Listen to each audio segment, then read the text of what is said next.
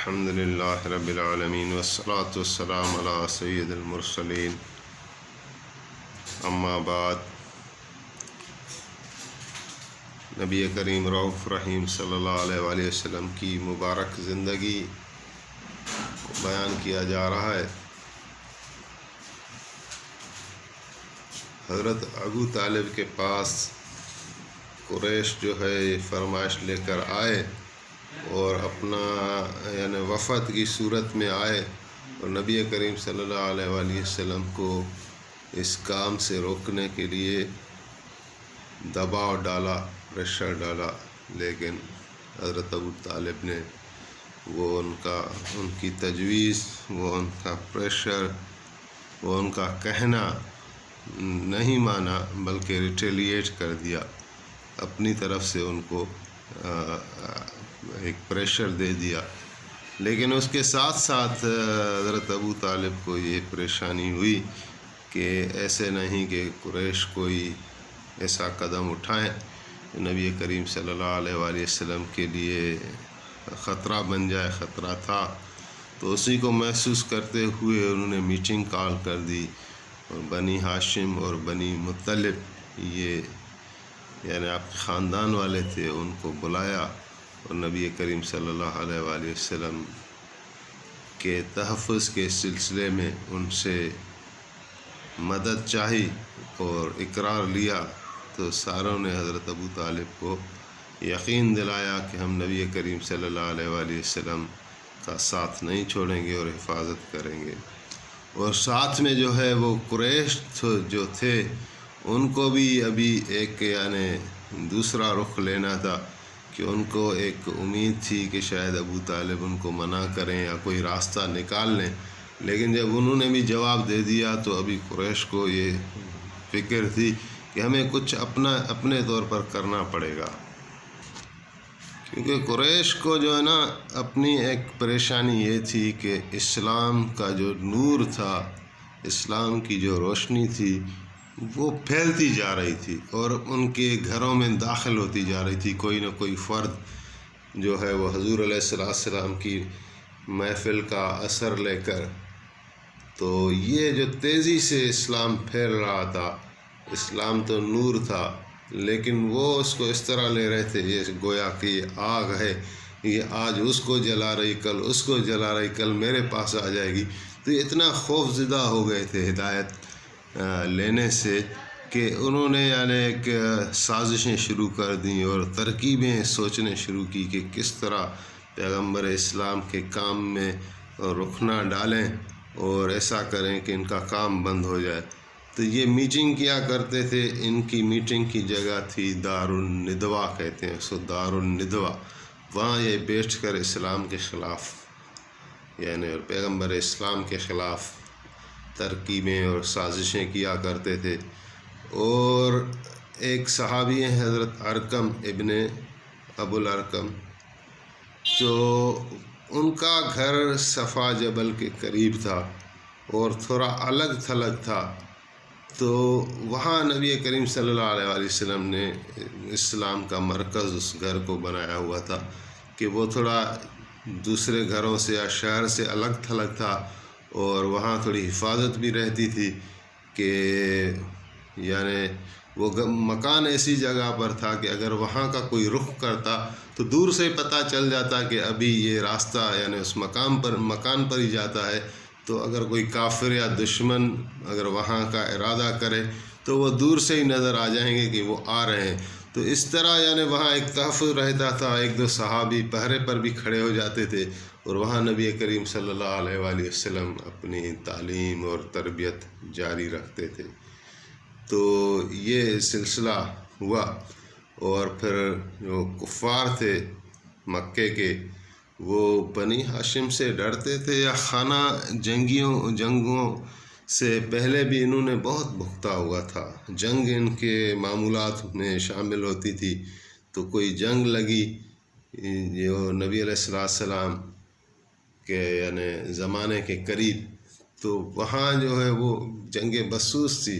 وہ 40 سال تک جاری رہی تھی۔ تو وہ جنگ بھی نہیں کرنا چاہتے تھے کہ ایسا نہ ہو کہ خانہ جنگی میں بات چلی جائے، اور حضرت ابو طالب نے بھی ان کو صاف منع کر دیا۔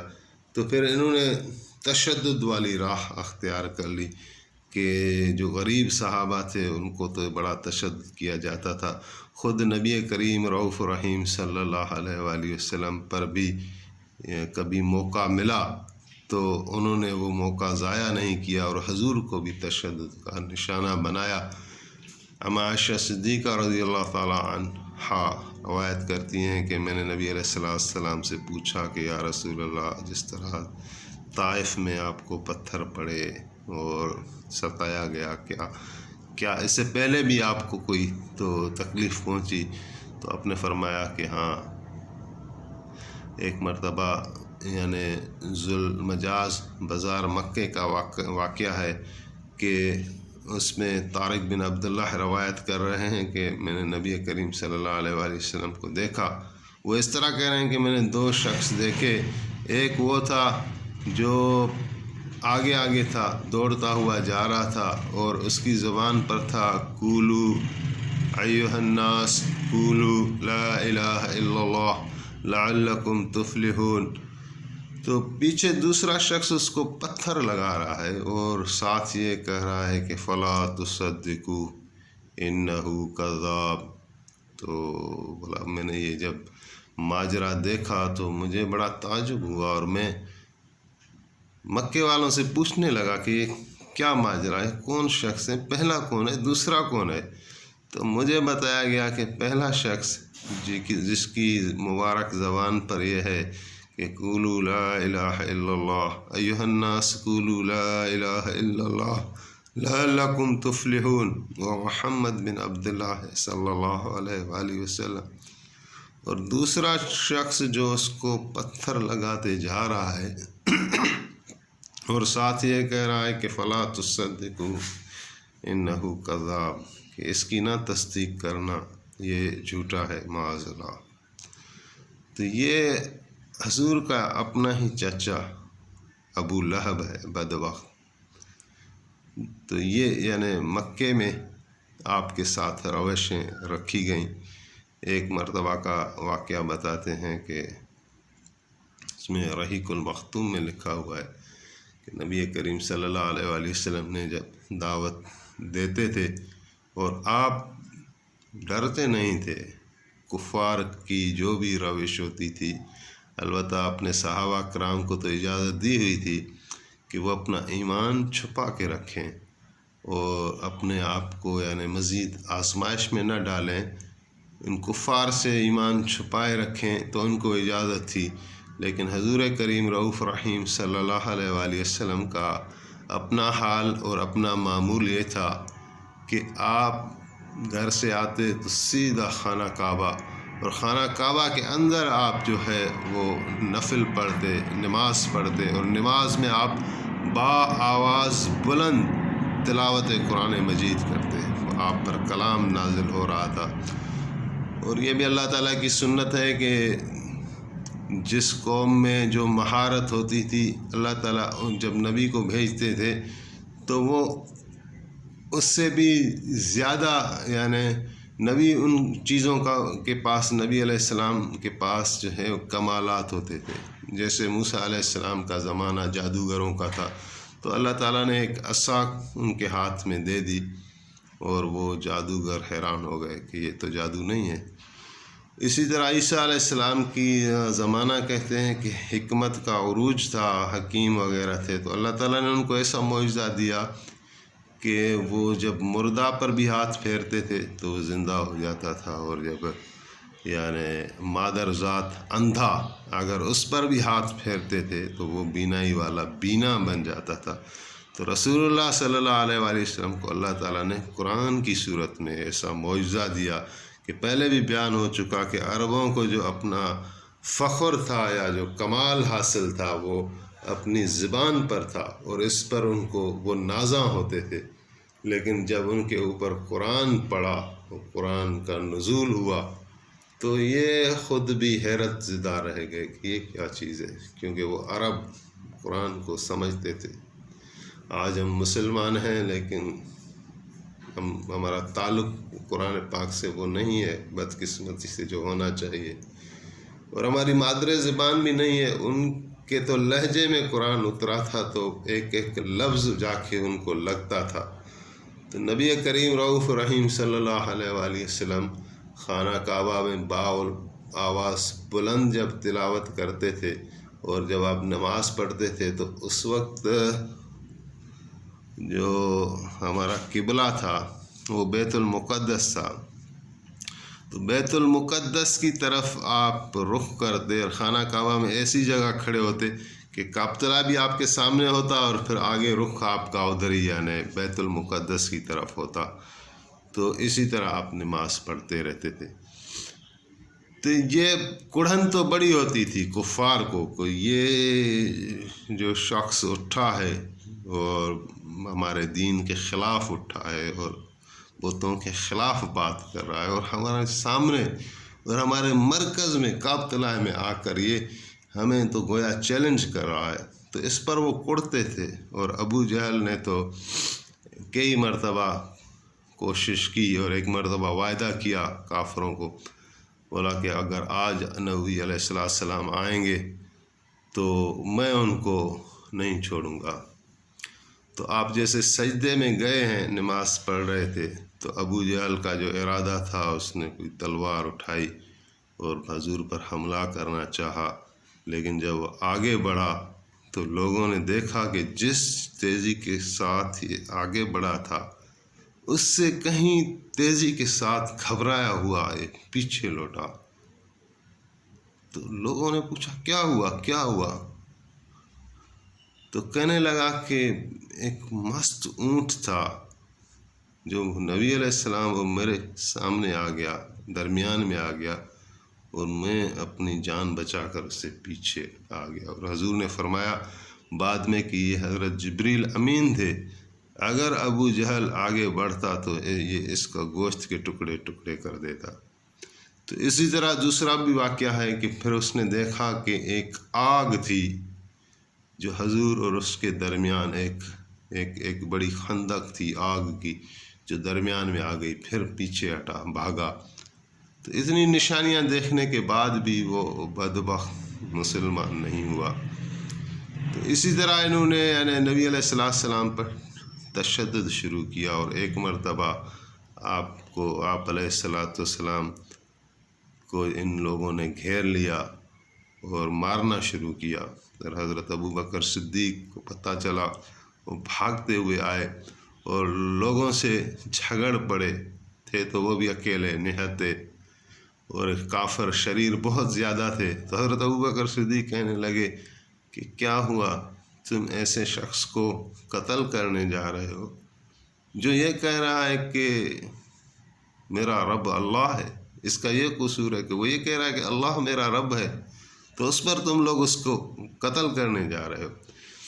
تو پھر جو ان لوگوں نے نبی علیہ السلام کو چھوڑ دیا اور حضرت ابو بکر کو مارنا شروع کر دیا، اتنا مارا کہ وہ بے ہوش ہو گئے، اور اس کو جو عزیز و اقارب تھے اپنے گھر میں جا کے بے ہوشی کی حالت میں لے گئے۔ تو یہ اسی طرح کے واقعات جس میں حضور علیہ السلام کو خود تشدد کا نشانہ بنایا۔ ایک جگہ لکھا ہوا ہے کہ اسی طرح آپ علیہ السلام کو ایک مرتبہ شریر کفار نے گھیر لیا، مارنا شروع کیا، یہاں تک کہ آپ کے چہرہ انور سے وضحا والے چہرے سے خون نکلنا شروع ہوا۔ تو حضرت بی بی خدیجہ رضی اللہ تعالیٰ عنہا کو پتہ چلا کہ حضور کے ساتھ لوگ لڑ رہے ہیں، تو وہ بھاگتی ہوئی آئیں اور نبی علیہ السلام کو چھڑایا اور کافر بھاگ گئے، اور محبوب کریم صلی اللہ علیہ وآلہ وسلم کے مبارک وضحا والے چہرے کو جو خون آلودہ تھا، خون صاف کیا، دھویا، اور کہا کہ یا رسول اللہ، اے میرے حبیب، اے میرے محبوب، یہ لوگ نہیں جانتے کہ آپ ان میں رسول بن کر آئے ہیں۔ تو یہ وہ مبارک راستہ تھا جس کو پھیلانے کی ذمہ داری، دین کی پھیلانے کی ذمہ داری اللہ تعالیٰ نے دی تھی۔ تو تو نبی کریم صلی اللہ علیہ وآلہ وسلم ایک بے دھڑک ہو کر، بے خوف ہو کر اس میں لگ گئے، نہ اپنی جان کی پرواہ کرتے تھے، نہ کسی اور چیز کی پرواہ کرتے تھے۔